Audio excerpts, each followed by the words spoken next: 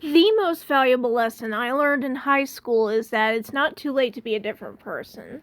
When I first came to high school, I was struggling mentally. I didn't treat many people with respect and judged them on a very shallow and narrow worldview. I took my suffering and internal turmoil out on others because they pissed me off a little. I was also with some pretty bad people who I'm working to cut out as this is being recorded. As I reflect on who I used to be and who I'm trying to become, I realize while I have hurt people, I can be a better person and show I'm capable of being a kind person and that I can grow and change.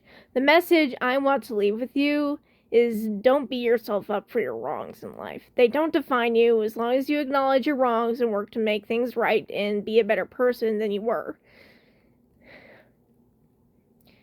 If you deserve better, then you should try to be better. This is why this thesis is worth sharing and what I want you to remember. Also, anything else besides your transcript in high school doesn't fucking matter anyways.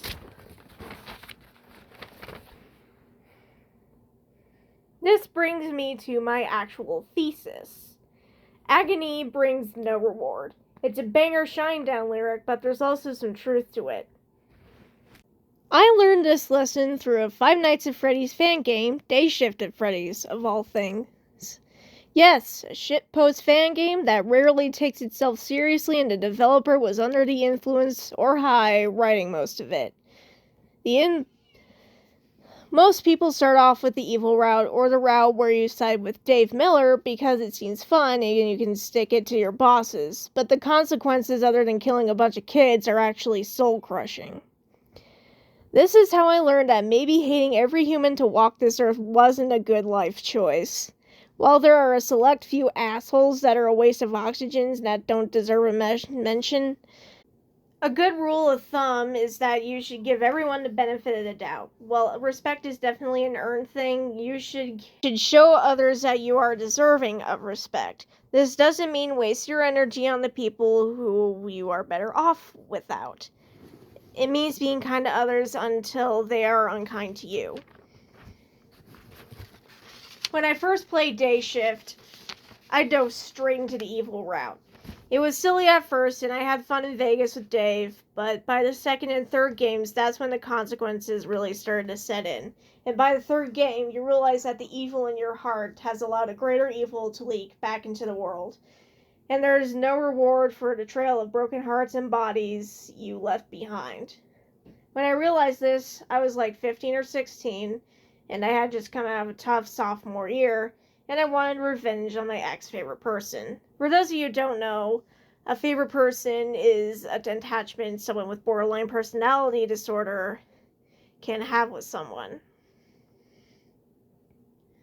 After connecting my gameplay to my life and what I was feeling, and I felt defeated, remorseful, and that I wanted to make a change. But would it be worth it in the end? So I chose to start a new gameplay. I chose to do the good route. It was lengthy and a lot of work, but it left me with a good feeling and a sense of purpose. I was satisfied and happy.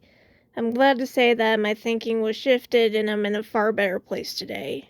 In fact, I'm drawing up a project that mimics Day Shift, but reflects my feelings on my experience with it, the joy I felt, and the few lessons I learned. So what am I trying to say? That it's not too late to change your thinking and choose to do good and make the world new again. If not for you, others you care about. It might sound dull, cliche, or like doing what others want you to do, and that's what I thought at first. But being a good person should be the norm in everyone's world, and not some conformist way of thinking. That's stupid, having something as simple as basic human empathy be that way. What I want for you, dear viewer, to take away from this is that even in a world filled with hate and prejudice, choose kindness. Because that's the true counterculture. Now I got a dip. I got a graduation and a happiest day to catch.